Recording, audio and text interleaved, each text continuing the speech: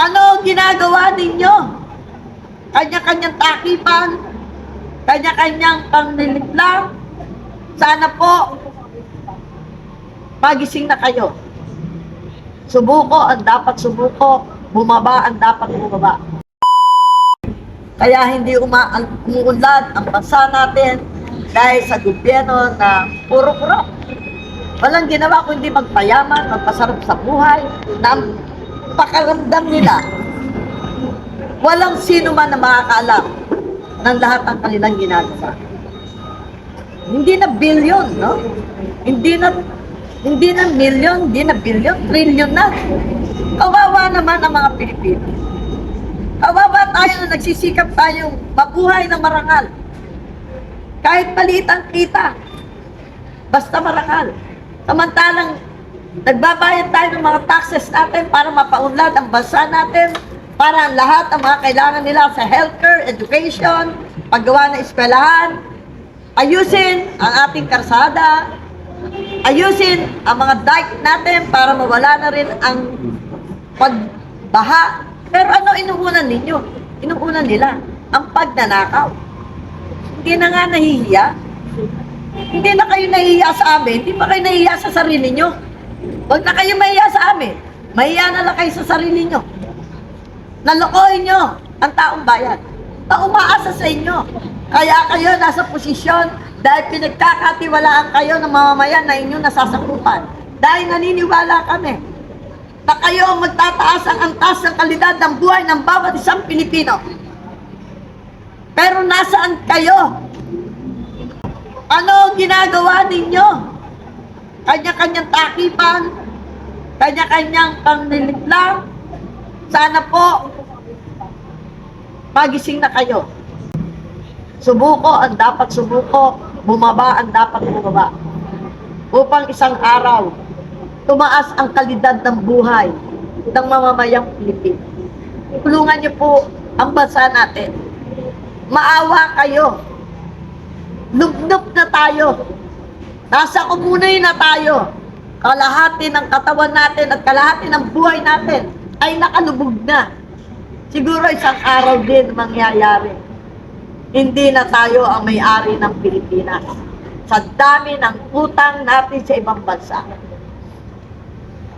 Sama-sama po tayo, mga kababayan. Hindi ito galit. Hindi kami naghahamon ng away. Hinahamon namin kayo. Bilang kayo ang mga leader ng ating bansa. Hinahamon namin kayo na lahat ng inyong sinabi. Napaulan ninyo ang buhay ng bawat isa. Nihintay namin yan. Yan ang hamon ng mga Pilipino sa mga nakaupo ngayon. Na sana itong taon na to ay mabago na po ang sistema ng ating gobyerno. Kung mahal mo ang Pilipino, kung mahal mo ang bansa mo, uunahin mo ang bansa mo at ang kapwa mo Pilipino bago ang sarili ninyo. Paunladin nyo na muna dahil malaki ang potensyal ng Pilipinas. Pero tinalo tayo ng Singapore, tinalo tayo ng Korea, tinalo tayo ng mga karating bansa natin na maliliit lang, pero mas maunlad ang kanilang kabuhayan. Sana unahin nyo muna ang tao bago ang sarili nyo. Sir, ano opinion mo doon sa yun nga pagbibitiw ni Assistant Director RG Lim? Kasi 'di ba nasa kay Marcos ito tapos bigla na lang mang bumitiw. Prinsipyo. Ang aking ang aking opinion, opinion hindi niya na po kaya ang nakikita niyang kasinungalingan ng pamahalaan na to. Nakikita niya na sobra-sobra na ang anomalya, pangungurakot na hindi niya na kayang tanggapin in real life. Kaya bilang tao, bilang mamayan at isang public servant din, nagkaroon siya ng prinsipyo o pananaw na bumaba o mag-resign dahil nga nakita niya na hindi na maganda ang kanyang pinaglilingkuran. Nawala na sa tamang serbisyo ang ating gobyerno. Kaya prinsipyo niya, bibitaw na ako, hindi ko kaya itong ganitong sistema. Bulok ang sistema, puro nakawan. Kaya siya, ng prinsipyo, at siya'y handa raw na patotohanan ang kanyang mga ipapahayag kung sakali man. Dahil siya po ay taong gobyerno din na nakakakita ng sistemang hindi maganda para sa pamamahala ng bansang Pilipinas. Bro, maraming nagko-comment or may mga nagko-comment na di umano yung mga pumipirma sa signature campaign ni Tatay Digong, yung tay kami naman, ay binabayaran daw ng mga nagpapapirma, tayo. Ano naman, Binabayaran daw ng mga Duterte. ano naman ibabayad ng mga Duterte? Sige nga, tignan natin ha, iga-grounds natin. Entertainin natin yan, sige, pagpalagay natin, binabayaran. Pero ang tanong ito, si Pangulong Duterte nasaan? Nasaan si Pangulong Duterte? Nasaan si Pangulong Duterte? Nasa dahig. Nasa dahig. Si Ma'am BP Sara nasaan sa kasalukuyan? Hindi makalabas basta-basta kasi nga pinopolitika. Kahit gumaganap sa kanyang trabaho, pinopolitika. At ang kanyang pondo bawas. Hindi po malaki ang pondo ng OBP. Maliit ang pondo ng OBP. At hindi po prinsipyo ng mga Duterte ang magbayad. At tayo naman bilang supporter din ng Duterte ay hindi prinsipyo din ang magbayad. At wala tayong financial capacity to bribe. Dahil mga pagkaraniwang tao lang tayo. Ang Duterte, ganun din. Hindi sila talaga masasabing meron silang perang mali-maleta. Wala silang financial capacity to bribe the people. Wala po. Ang kanila lamang po ay yung kanilang serbisyo sa mga mamamayang Pilipino. Yun lamang po at wala pong binabayaran doon sa signature campaign ng Tay Kami Naman. Wala pong bayaran doon. Wala pong kapasidad na magbayad doon. Hindi po prinsipyo ng mga Duterte ang magbayad. At yan po ay kusang loob na ginawa naming mga supporter. Hindi po yan inutos sa amin ng mga Duterte. Oy, mag-campaign signature kayo para sa tatay ko. Wala pong ganun. Correction please, hindi po yan nanggaling sa mga Duterte. Yan pong signature campaign, million campaign signature, yan po ay mula sa mga puso namin at sa aming pagmamahal sa Pangulong Duterte. At pagmamahal na rin sa bayan at mamayan. Kaya namin ginagawa yon ng aming kalooban, ng buong pusong ginagawa namin ang pagsasakripisyo dahil mahal namin ang mga Duterte. At mahal din namin ang bansang Pilipinas at ang mga mamayan nito. Kaya hindi po ito totoo na nagbabayad kami o binabayaran namin para pumirma. Alam po ng Diyos ang ginagawa namin dito sa lupa. Wala pong DDS na bayaran. Sir, ikaw din naman ay nakasama doon sa pagpapaperma yung signature campaign na Tay Kami Naman. Ano yung naobserbahan mo na yung pag-response ng taong bayan? Very positive. Talaga sila, kahit hindi mo tawagin, pumupunta sila. Yung iba nga, nagre-request pa uy, punta kayo sa lugar namin. Saan po ba kayo? Doon kami sa kabilang baryo, sa ganito. Kailan po ba kayo pupunta? Kasi aabangan namin kayo. Sipin mo yun, sila mismo humihingi na puntahan sila para lang pumirma yung mga kapitbahay nila. Dahil sila nakapirma na. Kaya lang, ang concern nila, dumami. Dumami ng dumami para pag isinapmit na namin yan sa Supreme Court,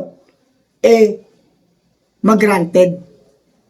At maipadala kung saan man natin ipapadala yan, sa bansang Russia o sa bansang Amerika, mag-granted. Kasi nga po, milyon-milyong mga mamayang Pilipino ang naghahangad na mapauwi na ang the best former President Rodrigo Roa Duterte. Wala po kaming binayaran. Kusang loob po yan namin ginagawa.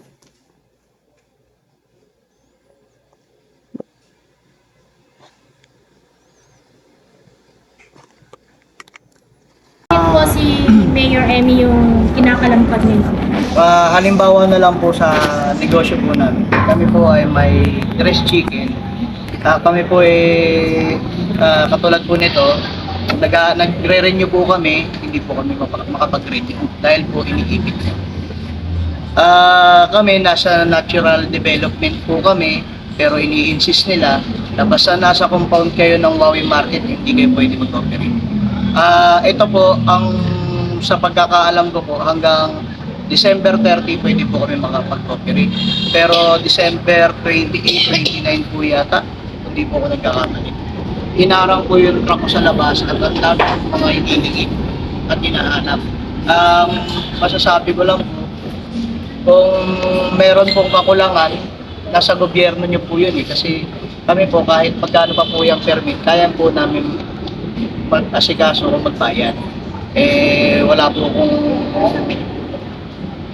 kakayahan o kung ano man kasi katulad po niyan, hindi po ganun kataas yung knowledge ko about sa mga procedure o process sa permit po. Yun po yung halimbawa ko since kami may business permit. Actually, ang may problema talaga niyan kay Mayora po talaga. Kami po mga vendors dito, lahat po kami talagang masid na yan personal po laban. So ano pong masasabi nyo doon, sir? Ni isa, walang konsihal na bumaba, hindi rin nagsabi si Mayor ng kahit na sino man sa information desk niya, walang bumaba po sa inyo. Ano pong masasabi nyo po sa kay Mayora? Yun po, para sa akin po, hindi ko po alam kung tunay siyang ina ng Pasay. Kasi actually naglagay po siya ng closure, ni isa pong tao niya walang bumaba para kamustahin po kami mga vendors.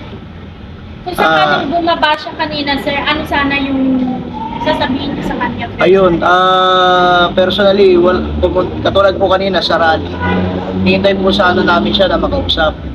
Hindi po siya bumaba. Ang sasabihin lang po sana namin pakikiusapan po sana namin na kami po ay bigyan na ng mayor's permit at makapag-operate na po dahil pinagkait niya po sa amin yung Pasko sa kabagong taon po.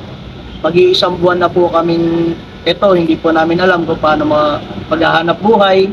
Katulad po pag nasa bangketa, kung di nila i-clearing, titikitan. Katulad po nung nagkakalatag lang po, umulan. Hindi po namin alam kung paano hakutan mangyayari. Ang dami po ang dami po namin kalaban dyan sa bangketa Clearing, ticket, tapos ulan. Yun po, yung mga customer po namin hindi na alam kung nasa na kami. Kasi palipat-lipat po kami ng pwesto. Kung po sana, sir, ano naman po ang reaction nyo yung treatment po ng kapulisan ng Pasay kanina sa pag-protesta ng mga vendors? Ano po reaction nyo sa kanila, sir? Sa akin po personally, ako po maraming kumpare o barkada sa kapulisan. Pero ang akin po hindi ko po tinitignan kasi dun Kasi sila po, mayroon po sinusunod na instructions. So ang akin po, hindi ko po pinipersonal. Ang kapulisan po kahit pa paano malaking bagay po sa ating mga taga-Pasay. So ang mahilig ko nga lang po, sana wag po tayong basta-basta magpapagamit sa ating mga kapulisan. Kasi kayo po public servant. Para po kayo sa taong Pasay. Hindi po kayo para sa mga namumuno.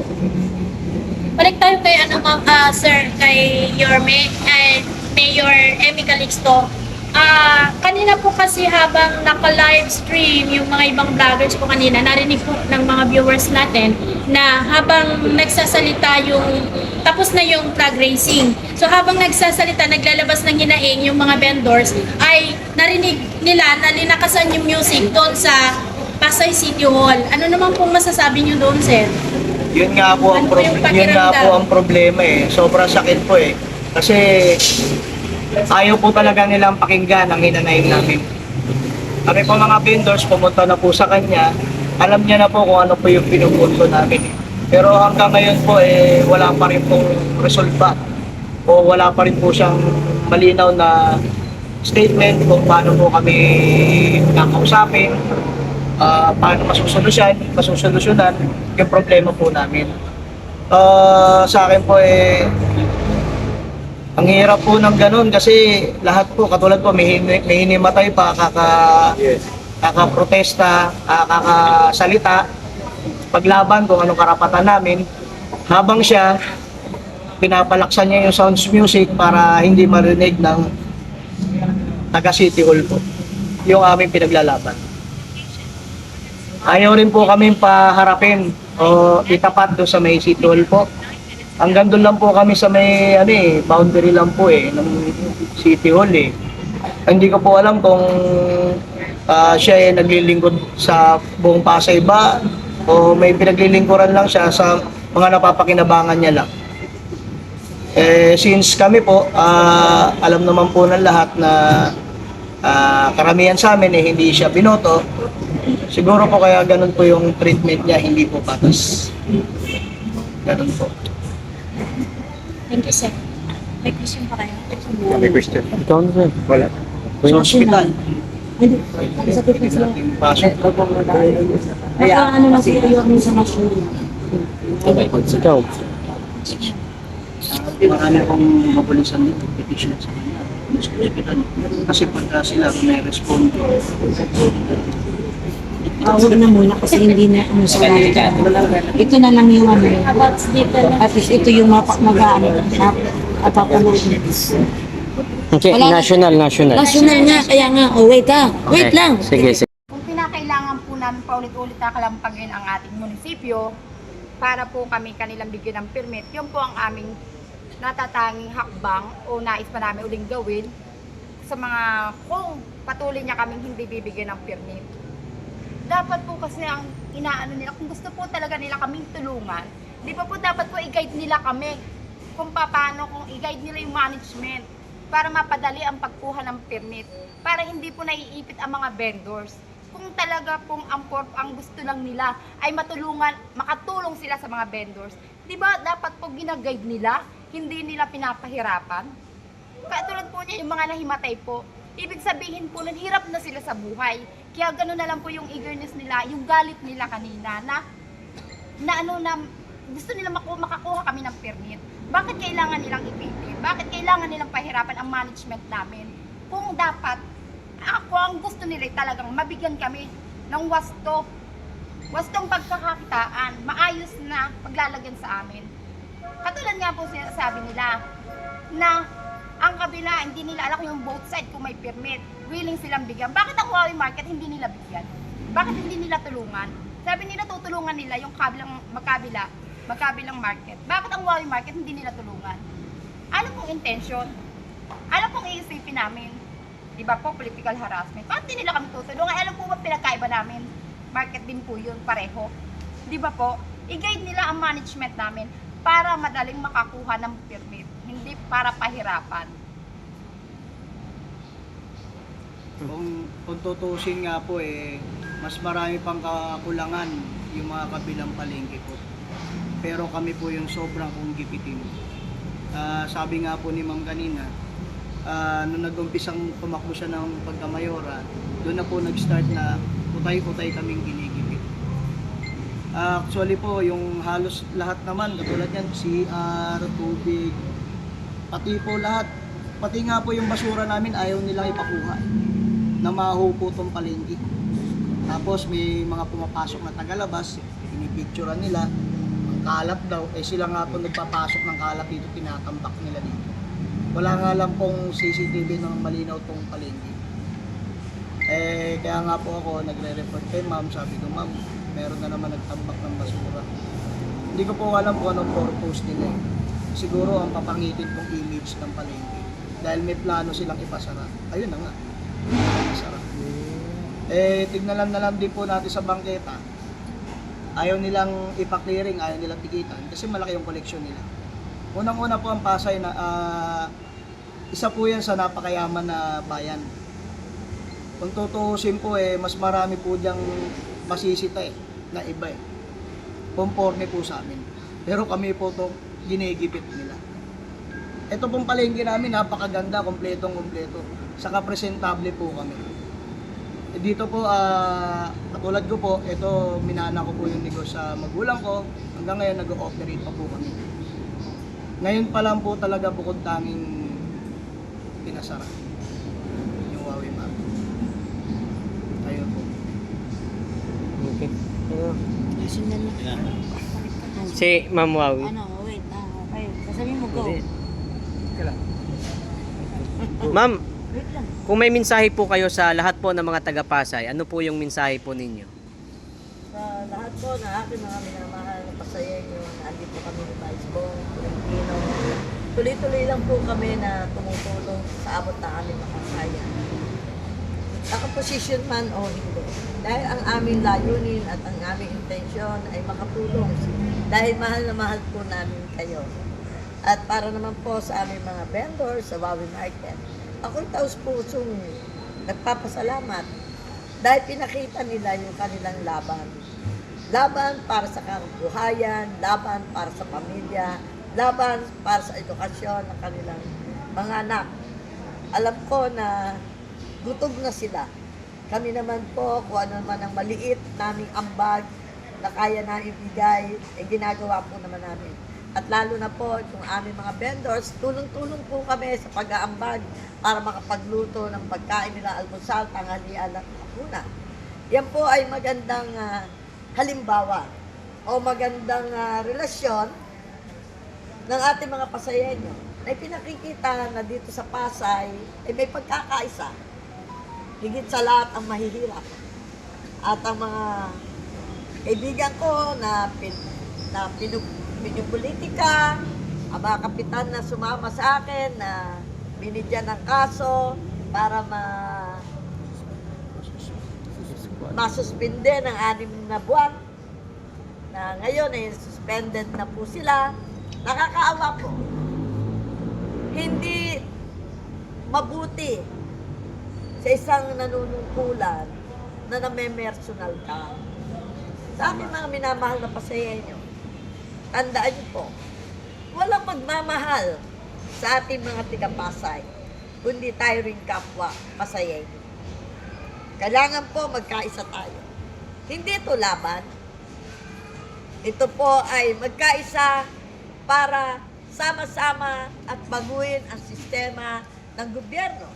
Sama-sama tayo para matapos na ang dinastiya dito sa Pasay. Dahil ang dinastiya, habang namamayagpag, ay lalong bumabaksak ang sistema ng gobyerno. Dahil isa na lang ang mag-uusap. Isa na lang ang magdidesisyon. Wala nang kokontra. Paano pa ang katayuan ng ating mga pasayenyo? Ano na ang maibibigay na serbisyo? Mabibigyan lang yung kanilang kapakinabangan. Pero kung hindi nakikinabang sa iyo at hindi ka bumoto sa kanya, ayon sa kanya, kinikilala niya lahat, wala kang nakukuha na benepisyo. Hindi mahalaga kung ano ang kanilang ginagawa. Mali o tama. Ang mahalaga, huwag mong pabayaan ang Pasay. Bilang tayo mga Pasayenyo ay lumalaban sa buhay natin upang mabuhay ng marangal. Sana po lahat na naniwala, nagmahal at nagmalasakit kay Wawi Manguera, huwag po sana kayong bibitaw. Ang labang ito ay hindi namin laban ni Vice Bong Pilipino at ni Wawi Manguera. Ito ay laban para sa mga minamahal kong pasayenyo. Dahil gusto namin, lagi ko sinasabi, gusto ko bago ako mamala sa mundong ito, ay naitama ko ang sistema ng gobyerno at maibigay ang tama. Katulad ng edukasyon, ang health, ang trabaho, maayos na pasilidad, at maayos na pakikitungo sa gobyerno.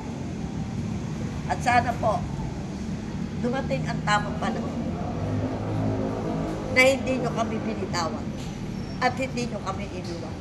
Dahil kahit kailan, hindi namin kayo iiwan at hindi namin kayo pababayaan. Dahil sa puso namin, kayo ang number 1. Okay. Thank you. Na mabuting edukasyon sa aming mga anak. Ngunit, bigo kami makanta niyan sa pamamagitan ng ating lungsod. Bulag ang ating mayora. Asan ang sinasabi niyong walang gutom sa Pasay? Asan? Andito kami ngayon sa patunay. Lahat ng pula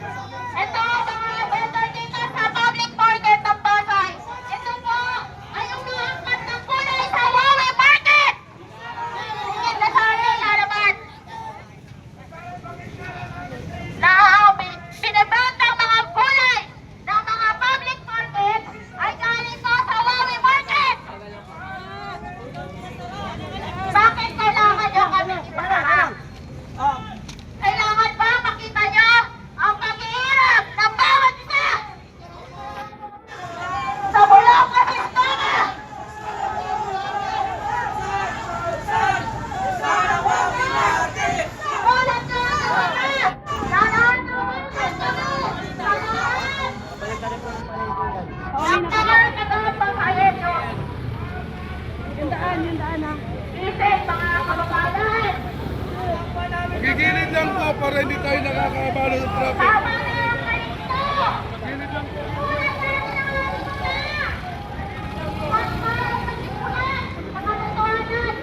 Ito po protesta namin para sa aming anak buhay.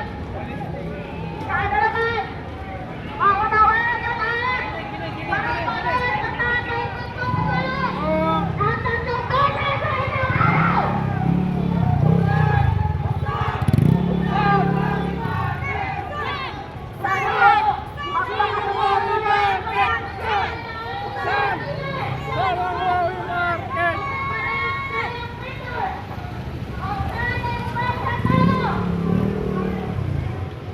Ganda si ate. Saan si ate? Oh, bato ah.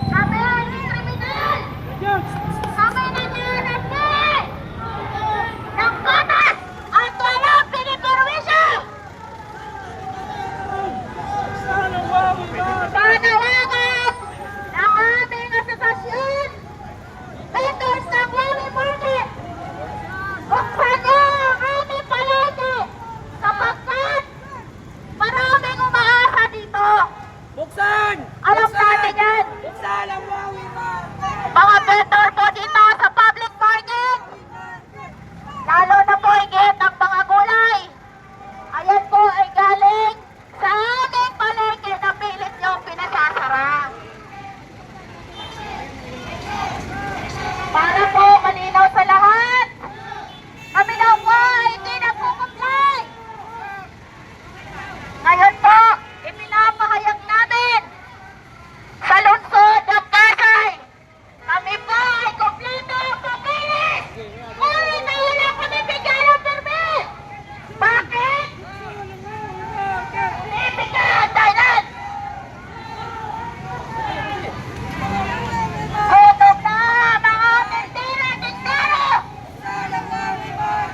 Siguro, kung kayo ang nasa katayuan namin, mauunawaan nyo ang aming hinagpis. Pare-parehas tayo.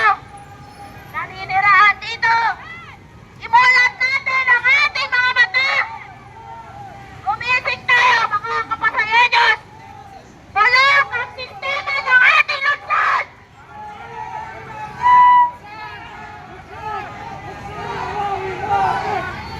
Ginagawa namin ito para sa aming mga anak na nag-aaral.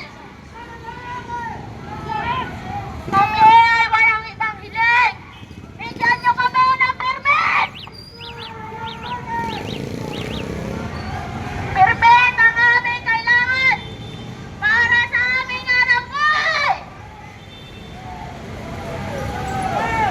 Ang aming anak buhay ay marangal at walang pinipermisyo. Ngunit ang ating lungsod ay mula sa katotohanan. Mula sa katotohanan.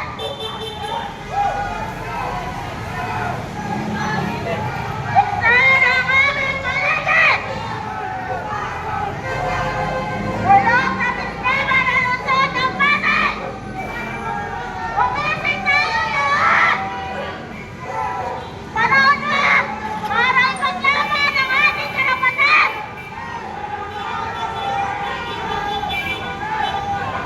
Karapatan nating mabuhay.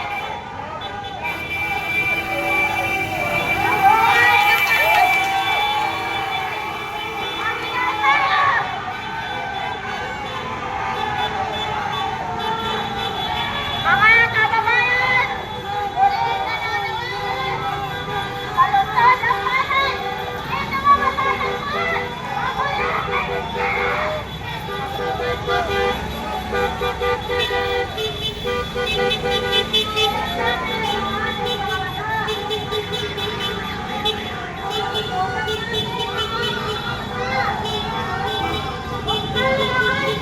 Mabuhay!